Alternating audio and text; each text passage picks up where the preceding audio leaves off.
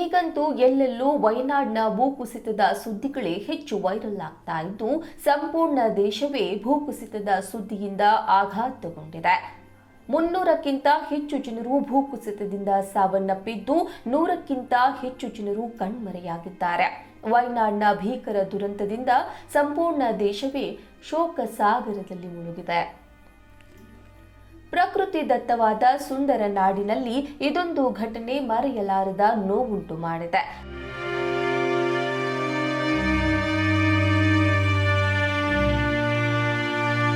ರಕ್ಷಣಾ ಕಾರ್ಯಗಳು ಭರದಿಂದ ನಡೀತಾ ಇದ್ದು, ಸ್ಥಳದಲ್ಲಿ ಭಾರತೀಯ ಸೇನೆ ಕೂಡ ಠಿಕಾಣಿ ಹೂಡಿದ್ದು, ತೀವ್ರ ಮಳೆಯ ನಡುವೆಯೂ ಸಂರಕ್ಷಣಾ ಕಾರ್ಯದಲ್ಲಿ ತೊಡಗಿದೆ.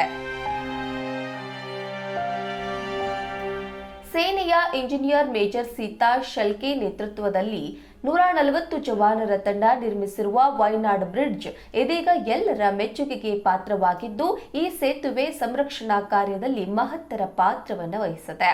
ದೇಶದಾದ್ಯಂತ ಮೇಜರ್ ಸೀತಾ ಅವರ ಕಾರ್ಯಕ್ಕೆ ವ್ಯಾಪಕ ಮೆಚ್ಚುಗೆ ವ್ಯಕ್ತವಾಗುತ್ತಿದ್ದು, ಈ ನಡುವೆ ಪ್ರತಿಕ್ರಿಯಿಸಿರುವ ಸೀತಾ ಅವರು ತಾನೊಬ್ಬ ದೇಶ ಕಾಯುವ ಹೆಮ್ಮೆಯ ಸೇನಾನಿ ಎಂದು ಹೇಳಿಕೊಂಡಿದ್ದಾರೆ.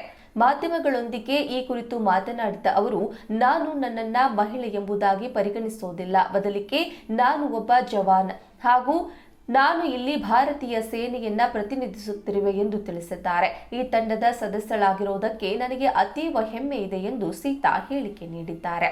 ಈ ಸೇತುವೆ ನಮ್ಮ ಜವಾನರ ಪರಿಶ್ರಮದ ಫಲವಾಗಿದೆ. ಸೇನೆಯ ಒಗ್ಗಟ್ಟಿನಿಂದ ಈ ಕಾರ್ಯ ಕೇವಲ 31 ಗಂಟೆಗಳಲ್ಲಿ ಸಾಧ್ಯವಾಗಿದೆ ಎಂದು ಹೇಳಿದ್ದಾರೆ. 190 ಅಡಿ ಬೈಲಿ ಸೇತುವೆಯನ್ನ ಚೂರಲ್ಮಲೈಯಿಂದ ಮುಂಡಕ್ಕೈಗೆ ದಾಖಲೆಯ ಸಮಯದಲ್ಲಿ ನಿರ್ಮಿಸಲಾಗಿದೆ. ತೀಕ್ಷ್ಣ ಹವಾಮಾನ, ಹೆಚ್ಚುತ್ತಿರುವ ನೀರಿನ ಮಟ್ಟ, ಪರ್ವತಗಳ ರಾಶಿ ಹಾಗೂ ನಿರ್ಬಂಧಿತ ಸ್ಥಳ ಸಾಕಷ್ಟು ಜನರನ್ನ ಸಂರಕ್ಷಿಸಲು ಅಡ್ಡಿಯನ್ನುಂಟು ಮಾಡಿತ್ತು. ಆದರೆ ಭಾರತೀಯ ಸೇನೆಗೆ ಇದು ಅಡ್ಡಿ ಎಂದೆನಿಸಲಿಲ್ಲ. ಮದ್ರಾಸ್ ಸೇನಾಪಡೆ ಈ ಸಮಯದಲ್ಲಿ ತಮ್ಮ ಅಸಾಧಾರಣ ಬೆಂಬಲ ಹಾಗೂ ಹೆಚ್ಚಿನ ಚಟುವಟಿಕೆಯೊಂದಿಗೆ ಕೈಜೋಡಿಸಿದ್ದು, ಸಂರಕ್ಷಣಾ ಕಾರ್ಯದಲ್ಲಿ ಶಕ್ತಿ ಮೀರಿ ಬೆಂಬಲ ನೀಡಿದ್ದಾರೆ.